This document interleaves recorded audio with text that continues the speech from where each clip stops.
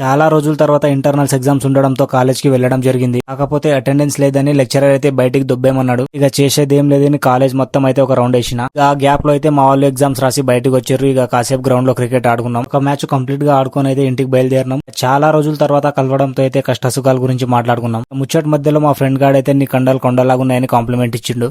ఇక నాలో నేను మురిసిపోయి అయితే ఇంటికి వెళ్ళిపోయినా. కాలేజ్ కి వెళ్ళకపోయినా పర్లేదు కానీ వర్కౌట్ కి అయితే వెళ్ళాలనే మోటివేషన్ తో అయితే జిమ్ కి వెళ్ళిపోయినా. యాక్చువల్లీ ఈ రోజు నాది యాక్టివ్ రెస్ట్ డే ఉంది. అయినా ఏం పర్లేదని వర్కౌట్ అయితే స్టార్ట్ చేసిన. ఒక్కోసారి మెంటల్లీ లో ఉన్నప్పుడు జిమ్ కి ఏం వెళ్తావు, స్కిప్ చేద్దామనే ఆలోచన అయితే వస్తుంది. అలాంటి సిచ్యువేషన్స్ లో నన్ను నేను పుష్ చేసుకుని అయితే జిమ్ కి వస్తా. అబ్బా ఈ రోజు కూడా వర్కౌట్ చేయాలా, ఈ రోజు ఒక్క రోజు స్కిప్ చేస్తే ఏం కాదు అనిపిస్తుంది. కానీ జిమ్ లో అడుగు పెట్టినాక వర్కౌట్ తర్వాత ఇంటికి వెళ్ళేటప్పుడు ఆ ఫీల్ అయితే మీకు ఉండదు. సో వర్కౌట్ తర్వాత వచ్చే ఆ పంప్ అండ్ ఫీల్ కోసమైనా నేను పక్కా జిమ్ కి వెళ్ళడానికి ట్రై చేస్తా. అనవసరమైన విషయాలపైన అయితే డుమ్మాలు కొట్టకండి, ఒకవేళ మీకు ఎలాంటి ఎమర్జెన్సీ వర్క్లు ఉంటే తప్ప. వాడో మనల్ని మోటివేట్ చేయనికైతే రాడు. ఇలాంటి సిచ్యువేషన్స్ లోనే మనల్ని మనం పుష్ చేసుకుని అయితే జిమ్ కి వెళ్ళాలి. జిమ్ కి రమ్మంటే సాకులు చెప్పి డుమ్మాలు కొట్టే మీ గ్యాంగ్ లో ఎవరైనా ఉంటే వాళ్ళకి రీల్ ని షేర్ చేయండి. అండ్ కొత్తగా చూస్తుంటే ఫాలో చేసుకోండి మామ.